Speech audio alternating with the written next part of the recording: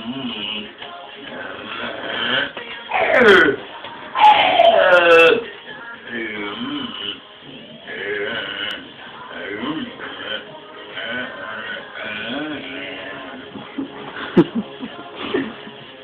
you.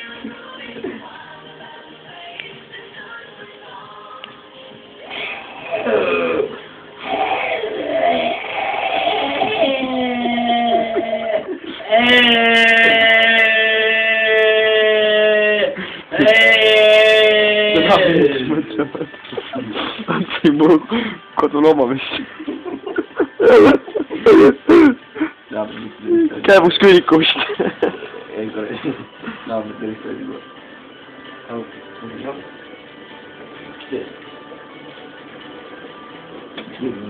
Spiegavo come cose due.